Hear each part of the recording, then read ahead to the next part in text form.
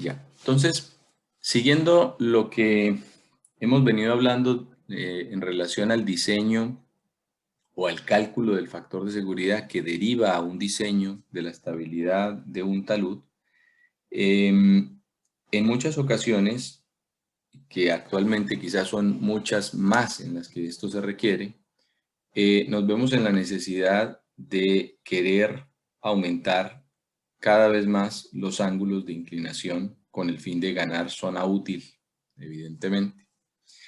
Llegando incluso a considerar cortes verticales, pues que claramente no es un talud, ¿cierto? Les decía, es un muro de contención y ahí era donde se generaba esta condición con la que partimos este capítulo, que decíamos como que la unión entre el muro y el capítulo 4 y 5, entre muro y talud, estaba en esto porque uno empezaba como a darle una cierta inclinación y si el suelo no resiste, pues necesitamos empezar a incorporar elementos de contención y esos elementos de contención como los anclajes o los pernos, pues empiezan a funcionar o a operar como si esto fuera un sistema mixto entre un talud y una estructura de contención como tal.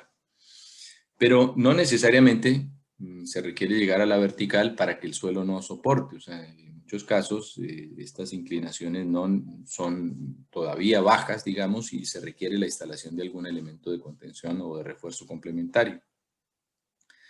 Muchas veces, como les comentaba, estos cortes por temas prácticos se diseñan muy arbitrariamente al tercio, ¿cierto? Le ponen a uno 1 es a 3 y cortan con eso y ya está. Y muchos de esos cortes se caen. Muchos soportan, se van desgranando, pero en algunos casos puede ser incluso excesivo, que esos son como unos 60 y tantos grados lo que tendría ese corte. Pero centrándonos, o sea, dejando de lado eso temporalmente y centrándonos en lo que respecta a un anclaje, pues lo que uno requiere es decir, bueno, voy a instalar cuántos elementos de refuerzo o qué es lo que realmente yo requiero. Y eso también depende del conjunto de cosas que hay detrás del talud y que no hay que olvidar de que el talud no aparece, sino que esto sencillamente tiene posiblemente un corte o alguna consideración digamos que requiere la sacada o la salida de una cierta cantidad de material. ¿Por qué digo esto? Pues porque depende de las condiciones de acceso, el cómo y en qué posición yo puedo instalar mis elementos de refuerzo y qué tanta cantidad puedo instalar o qué tan fácil puede ser esto. Los anclajes pueden tener una capacidad de carga que regularmente es mayor a la de los pernos y el espaciamiento que se usa es un espaciamiento un poco mayor. Generalmente se usan entre 2 a 2,5 metros y en algunos casos pueden ser usados a mayor espaciamiento dependiendo de la solicitación de empuje que se tenga. Los pernos se usan con un mallado un poco más continuo, sobre todo cuando estamos muy cercanos a la vertical. O sea, cuando las excavaciones son muy verticales, ahí los mallados empiezan a ser mucho más seguidos de los pernos, incluso pueden ser de 1,50 m, 1,20 m los espaciamientos que haya. Entonces las condiciones de selección van a depender también de los temas de espacio.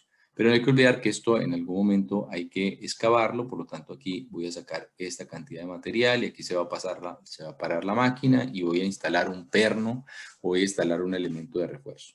Entonces, desde el punto de vista de lo que nos convoca acá en este apartado del curso que tiene que ver con el diseño o con la solicitación para diseño geotécnico, cuando yo instalo un perno, pues le doy un cierto ángulo y unas ciertas consideraciones que desde el punto de vista de nuestros cálculos, esto se traduce única y exclusivamente en un T. Y esto aplica para cualquier tipología de ecuación que nosotros estemos usando. Por ejemplo, el anclaje que se requiere eventualmente para una losa de fundación por supresión, o sea, para que no se levante una losa de fundación y se le ponga un anclaje, sería como el equivalente muy simplificadamente a esto. Tengo una presión importante del agua y yo pongo acá un anclaje. Eso que está acá es un T, fin.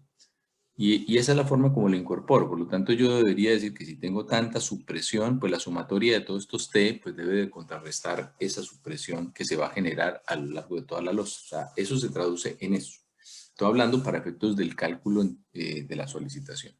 Entonces, en la ecuación, en algún lado va a haber un T.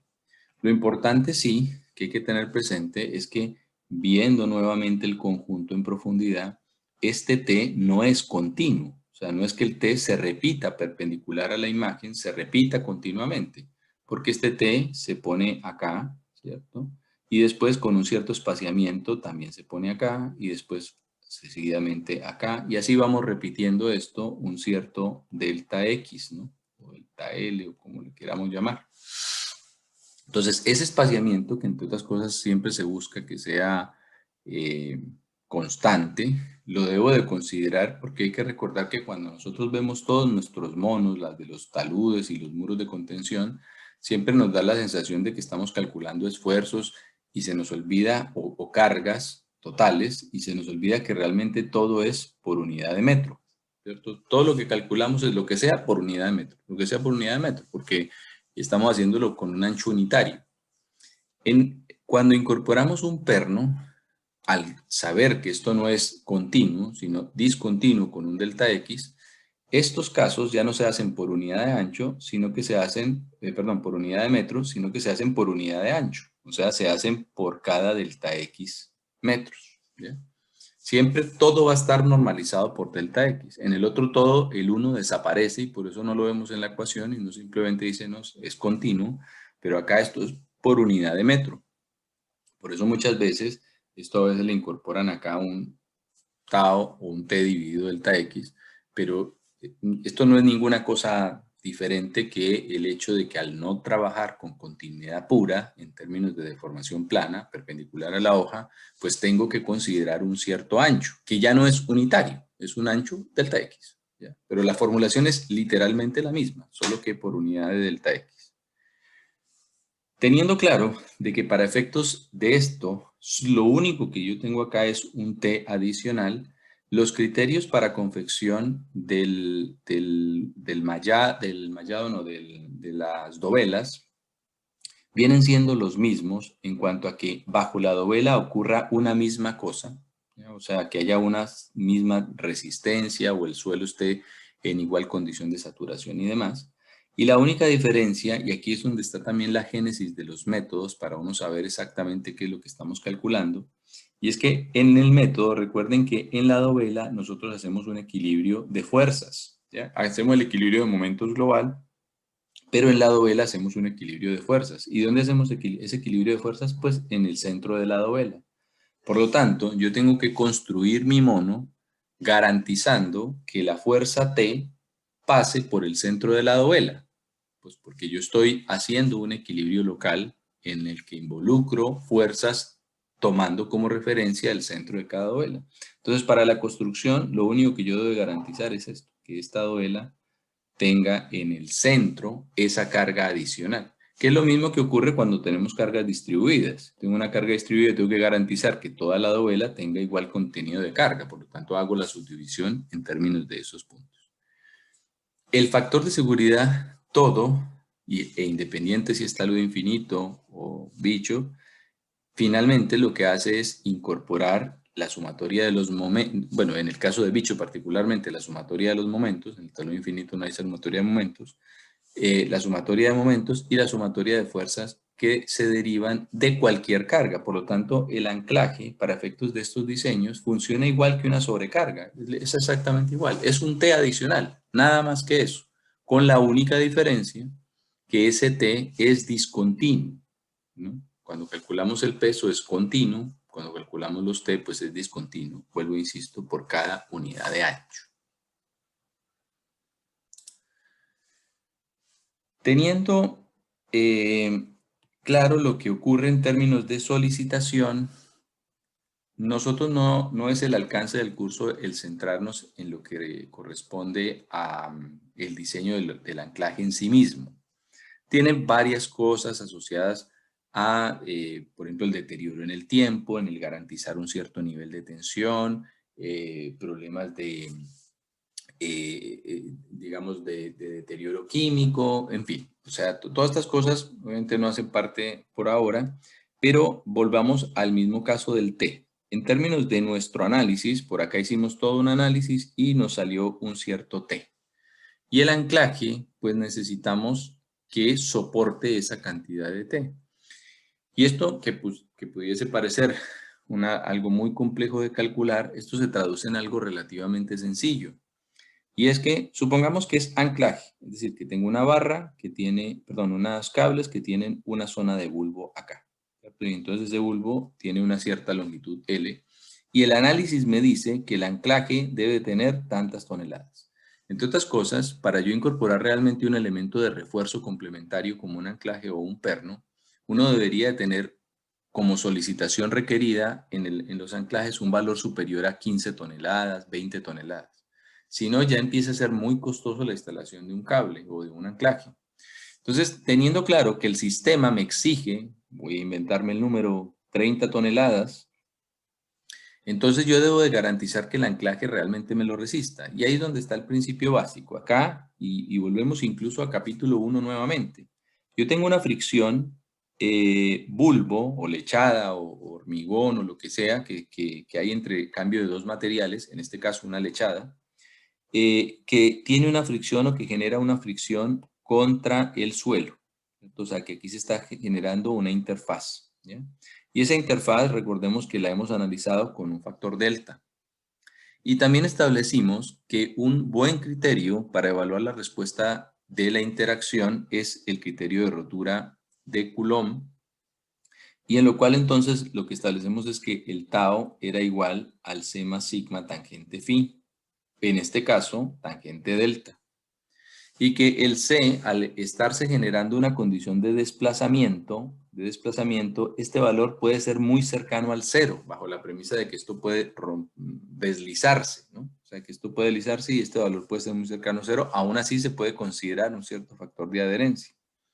Entonces, si yo quiero calcular cuánto es la carga que esto resiste, pues toda la tracción, toda la tensión, perdón, que se va a desarrollar a lo largo de todo este bulbo, que entre otras cosas tiene una forma circular, o sea, 2πr, que es el perímetro, por el L, que sería todo el casco del bulbo, ¿cierto? Eso, 2πr,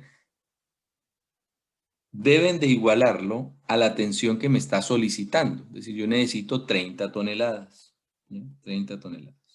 Y entonces, aquí, ¿qué es lo que me hace falta? Este es el área, ¿cierto? El área de la sección transversal, el área que está en contacto con el suelo. Y aquí lo que me hace falta es la resistencia, o sea, el tau que resiste el suelo. Y entonces aquí lo que tenemos es que este tau que está acá, pues venimos y lo ponemos acá, y entonces esto me daría 2πrl por sigma tangente delta o el correspondiente tau, si es que lo tenemos medido, y aquí igualamos a las 30 toneladas. ¿Cuáles son las variables de incertidumbre de esto? Bueno, principalmente el delta, que debemos de calcularlo o en función del phi, o derechamente decir que hay una interfaz muy rígida y que se pueden adherir y usar el phi. Pero recuerden que este valor puede ir entre 0,5 a incluso una vez el ángulo de fricción. Y el sigma, que está acá, que es el esfuerzo normal, que realmente es un esfuerzo normal que se va a regir a lo largo de todo el anclaje, se calcula como el esfuerzo en el punto medio del anclaje. Vamos a suponer este nivel de confinamiento y voy a tener este anclaje puesto acá. Y entonces en la mitad del anclaje, tomándolo como un valor medio referencial, pues lo que vamos a tener entonces es esta altura por el correspondiente gamma, el que tenga el suelo, ¿cierto? Húmedo o el que corresponda. Y esto entonces me debería dar el sigma, ¿cierto? Esto es el sigma que estaría aquí aplicado en esta zona, o un valor muy cercano al sigma que está aplicado en esta zona, y podemos tener entonces este factor. Muchas veces las empresas, al ir haciendo los ensayos de carga, tienen estos valores también bastante tabulados, o sea, nos sugieren valores de T en lugar de hacer este análisis. Ahora, si ustedes se fijan, quizá hay mucha incertidumbre en la estimación de este tau, en estas definiciones. Pero por eso es que todos estos anclajes o los pernos, cualquiera sea el caso, se les hace pruebas de carga donde yo estoy verificando que esta consideración de tau esté ok. O sea, no es como que yo simplemente me di un tau de 0,5 kilos por centímetro cuadrado y ya pongamos eso y se acabó. No, yo tengo que ir acá casi obligatoriamente para poder verificar de que efectivamente mi anclaje sí está tomando una porción con los factores de seguridad que corresponda, pero una fracción de esa carga límite que tiene y que por lo tanto va a soportar la carga a la que va a estar sometido el anclaje. Entonces, para efectos del diseño, uno básicamente lo que hace es definir esto. ¿Cuánto es el largo que yo necesito? Ah, necesito esta cierta cantidad, esa cierta cantidad. Entonces, esa es una de las alternativas que tenemos de cálculo. Por ejemplo, entonces, si nosotros tenemos una zona circular, volvemos al mismo escenario, y ponemos un anclaje, pues generalmente la zona que va a soportar, que es esta, pues la ponemos tras nuestra superficie con factor de seguridad crítico, ¿no? No la vamos a poner acá, pues porque si la ponemos acá, pues se va a ir con todo y desplazamiento, ¿cierto? La ponemos acá. Otra cosa también que tiene como ventaja el anclaje es que al tener una zona libre, que está la zona de donde se hace el recorrido solamente con los cables, aquí no hay zona inyectada, pues uno podría llegar quizá a una mayor profundidad de una manera que quizá puede ser un poco más simple que lo que corresponde a un perno, donde el perno como tal pues se pone desde el inicio y el perno está inyectado todo. El perno siempre tiene una inyección a lo largo de toda esta zona. Considerando sí que realmente la zona que me soportaría en términos de resistencia, pues debiese ser esta. Pero la lechada va toda completa, porque recordemos que el perno es una barra, ¿no? El perno es una barra que tiene una cierta lechada. El anclaje, recordemos que está compuesto por diferentes hilos, ¿ya? Cables que van y llegan a un cierto bulbo a una cierta profundidad.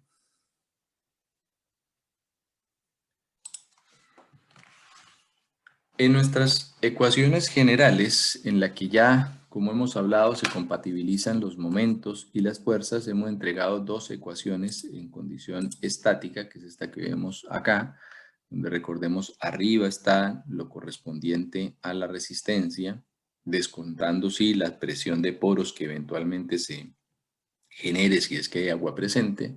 Tenemos los dos factores de seguridad que ya sabemos de dónde vienen, del equilibrio local en las dovelas, del equilibrio global en los momentos y abajo obviamente los pesos.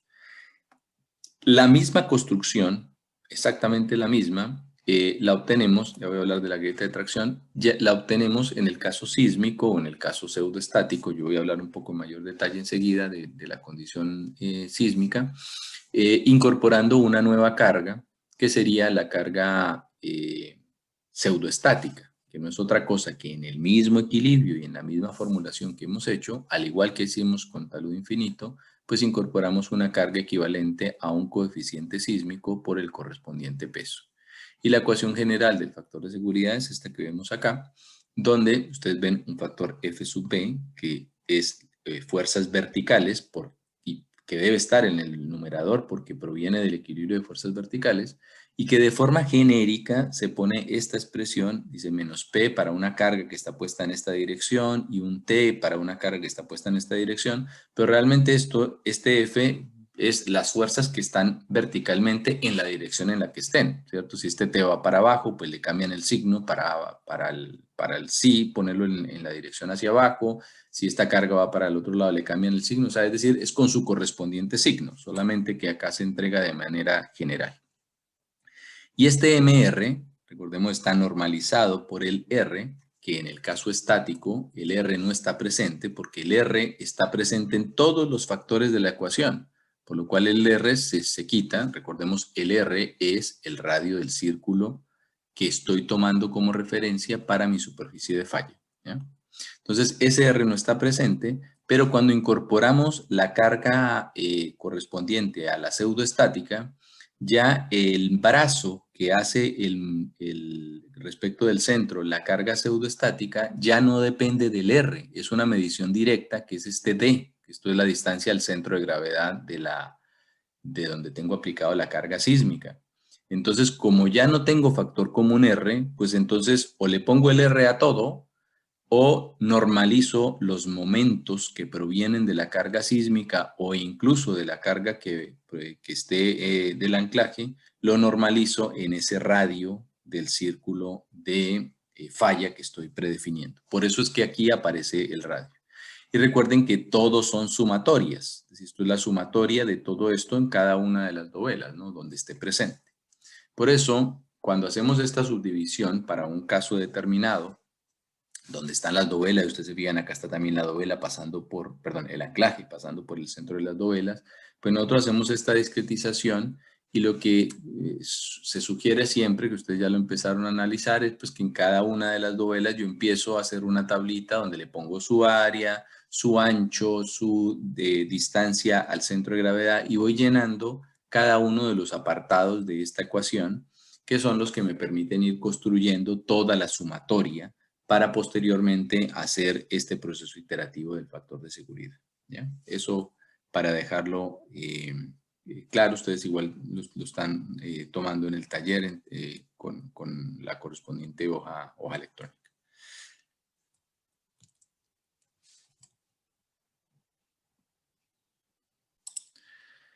Es importante contextualizar que los programas que ustedes van a encontrar en la práctica profesional, ya sean usándolos o entregándoles algunos resultados, no hacen algo muy diferente de lo que nosotros hacemos con esta resolución. Por eso incluso muchos diseñadores tienen sus hojas electrónicas montadas, definen un par de cosas y ya está.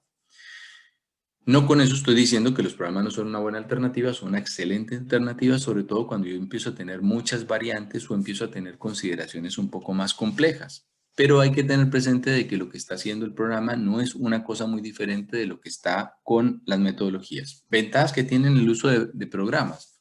Por ejemplo, me permiten usar más de un método. Yo puedo decir, mire, yo para mi diseño voy a usar 4 métodos diferentes. El método de bichos, de Jambú, de tal, y voy a entregar un resultado en función de la respuesta en su conjunto. Eso es una cosa buena. Y adicionalmente, creo que una de las principales ventajas que tienen, pero siempre tengo que tener conciencia de qué es lo que está haciendo el programa, es que, por ejemplo, para un talud con una ladera, en este caso, con una cierta geometría definida, pues yo puedo decir, entrégueme el factor de seguridad crítico y entonces él resuelve todo mi sistema y entrega un cierto factor. 0,83 en este caso. Pero aquí es donde creo está una interpretación que se puede quedar corta y es el hecho de que yo no me puedo quedar exclusivamente con el 0,83 porque sé que todo lo que esté bajo el 1 es igualmente crítico. Es decir, no esta superficie de falla es la crítica, sino que todo lo que está bajo el 1 ya es crítico. O sea, necesito determinar cuál es la masa que está allí involucrada. Entonces, para empezar, la principal ventaja que tiene el programa es esta. O sea, yo puedo decirle a cualquier software, independiente del que estemos usando, que me calcule un montonal de superficies de falla pasando por un montonal de puntos y con diferentes tipos de geometría, tanto circular como planar como demás, y me entrega toda esta cosa con una cantidad importante de superficies de falla y es decir, yo voy a estar un poco más tranquilo porque tengo mayor cantidad de puntos de explorar, lo cual obviamente es claro.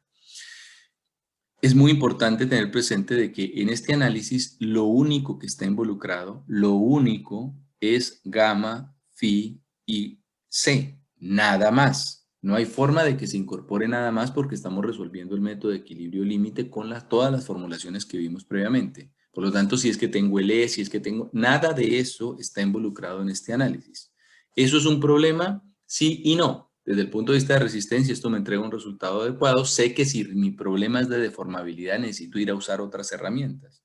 ¿Ya? Pero no puedo decir que este problema está caracterizado con muchas cosas que realmente no las tiene incorporadas, ¿cierto? Entonces tengo que tener conciencia de que no se está haciendo algo muy diferente. ¿Ya? Ahora, importante que todo lo que está bajo el 1 es igualmente crítico, ¿cierto? Entonces, otra ventaja que tiene esto es que yo puedo decir, bueno, muéstrame solo lo que está bajo el 1. Y entonces así puedo establecer zonas donde incluso aquí, por ejemplo, hay una cantidad de masa adicional que realmente también está en falla, porque que esta esté en 0,8, pero que esta por acá también esté en 0,9, no le quita que esté en falla. Estas también están en falla. Entonces me permite determinar es una envolvente de zonas, por lo cual me permite a su vez definir que si yo voy a poner un anclaje, mi anclaje no lo puedo poner tras esta superficie de falla. Mi anclaje lo tendría que poner tras la última superficie de falla que tenga factor de seguridad menor que 1, porque lo de atrás también se puede caer. Entonces, toda esta zona me permite en su conjunto evaluar de manera más general la respuesta del talud. Con respecto a bueno, y para empezar, les decía que es para empezar, no, para terminar, les decía que era lo mismo que se hace, aquí se me pasó, lo mismo que se hace en el caso de las dovelas. Todo este análisis está respaldado por el mismo caso de las dovelas, donde quizá también una ventaja de los programas es que me permite hacer un número mucho mayor de dovelas para discretizar la solución de una manera un poco más rigurosa. Ahora, desde lo que los criterios para construcción del modelo sean los mismos que hemos visto, la verdad que no necesariamente poniendo una mayor cantidad de dovelas voy a ganar mucho más precisión. No necesariamente va por ahí el tema.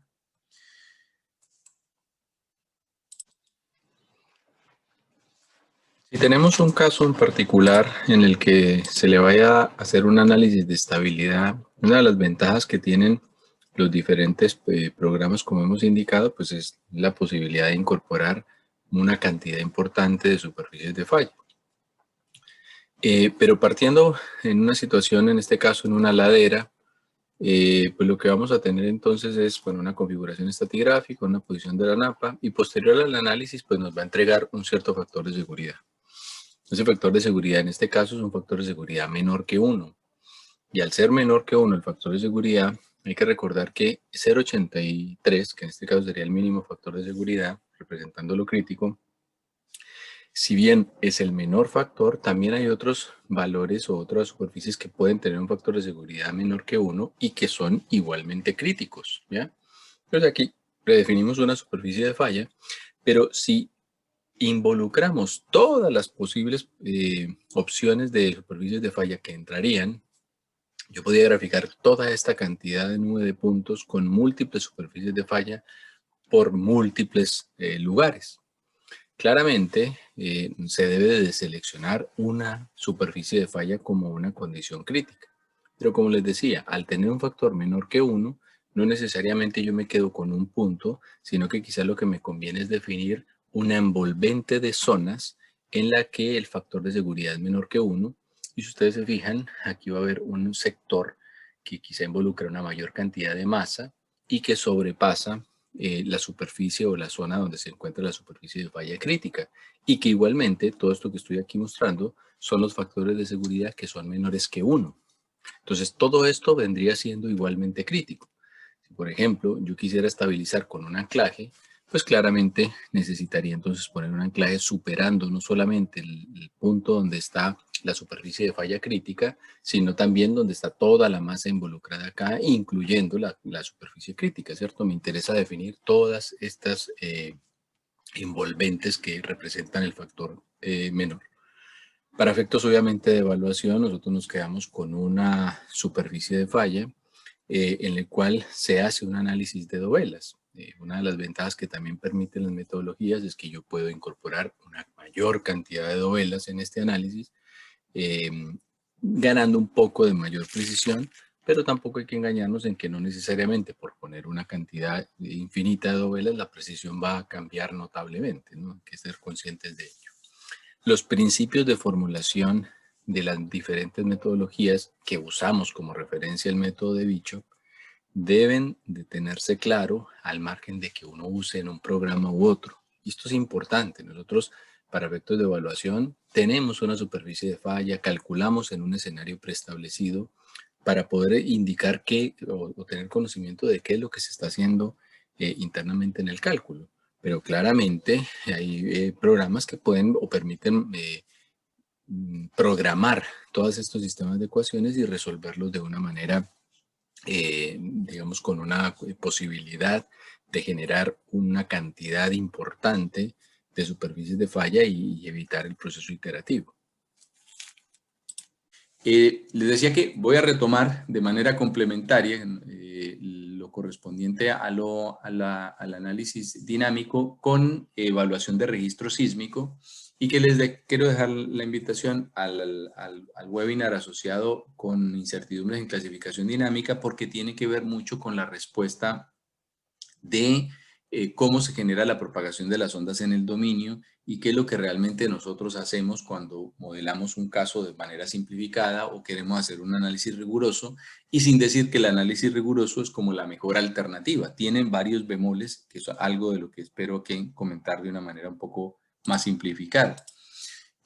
Pero debemos de tener presente que en los análisis pseudoestáticos que nosotros estamos haciendo, elegimos un coeficiente sísmico que está en función de la aceleración máxima registrada en superficie, es decir, el PGA, el Peak Ground Acceleration, y a partir de allí incorporamos una solicitación horizontal equivalente o que queremos considerar como la equivalencia de la fuerza máxima sísmica que se hace ante un evento determinado. ¿Ya? Eso es lo que hacemos con un coeficiente sísmico, es decir, que de todo el registro voy a analizar probabilísticamente una cierta solicitación y voy a decir que en algún momento determinado del evento sísmico esa solicitación la va a soportar el terreno, ¿cierto? Eso es básicamente lo que se haría. Entonces, en este caso, cuando yo quiero hacer lo que uno pudiese considerar como un análisis más riguroso, es decir, no, es que ustedes necesitan es hacerlo con un modelo que me incorpore el registro sísmico. Esto no es simplemente ir y meter un sismo o ir a decir que yo voy a considerar una solicitación dinámica a partir del registro que me di en campo y listo.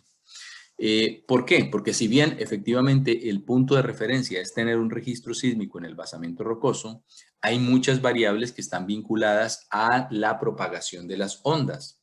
Y esto tiene que ver con cuál es la posición en la que se encuentra el basamento rocoso natural, ¿ya? Cosa que no necesariamente lo tenemos. ¿Cuál es la variación de los parámetros de rigidez, en este caso el G, poniéndolo como referencia, en profundidad, y tener un modelo de la variación en profundidad desde la superficie hasta el basamento rocoso, ¿ya? Y asociado a esto, pues se va a generar una cierta respuesta de aceleración durante el evento sísmico que hace que la aceleración varíe, obviamente, a lo largo de todo mi modelo, llegando a un cierto valor máximo en superficie, que es el equivalente a este Peak Ground Acceleration, aceleración máxima, pero que voy a requerir de un cierto modelo que incorpore toda esta variación.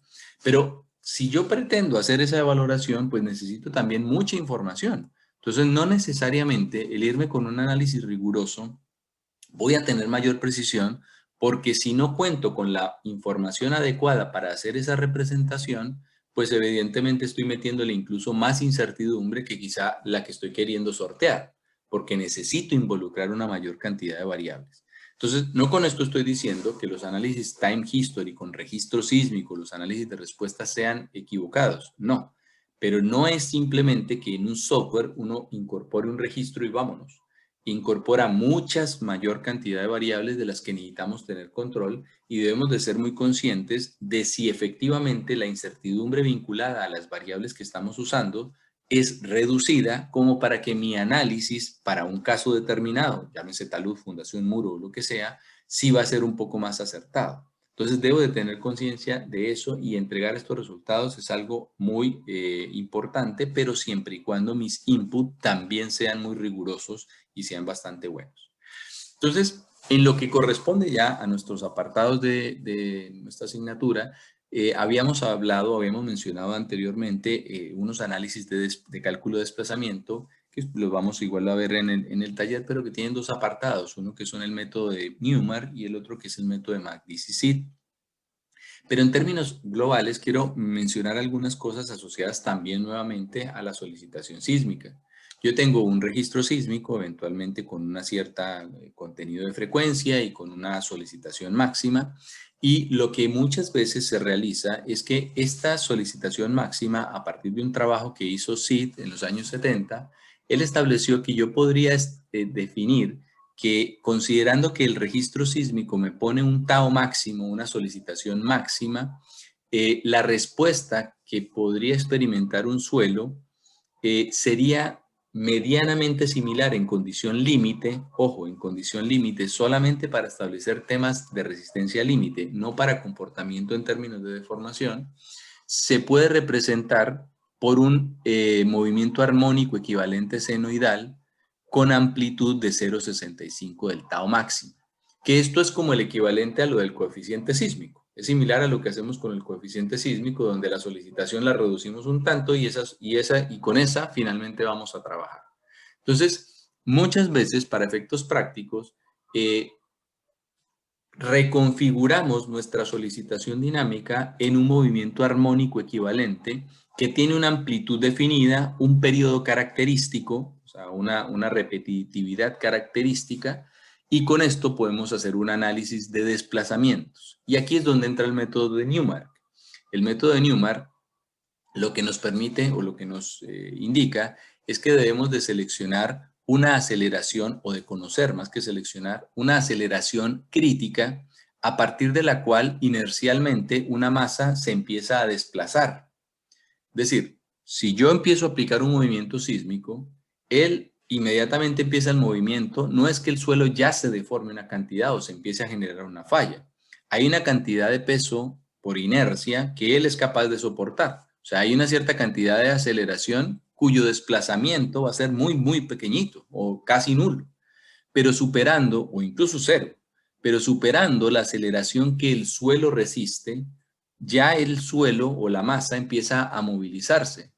Entonces, el método de Newmark lo que establece es que conociendo la aceleración crítica y tomando como referencia que puede ser el registro sísmico o el movimiento equivalente senoidal, lo que yo hago es hacer la doble integral del exceso de aceleración. Es decir, hasta acá el suelo resiste, por lo cual todo lo que la aceleración que supere mi aceleración crítica es la aceleración que va a generar una deformación. Por lo tanto, si yo hago la integral de todos estos cachitos que están acá subrayados, pues esto me va a generar una cierta velocidad y evidentemente la integración de esta velocidad pues se va a traducir en un cierto desplazamiento. Eso es básicamente lo que se hace el método de Newmark.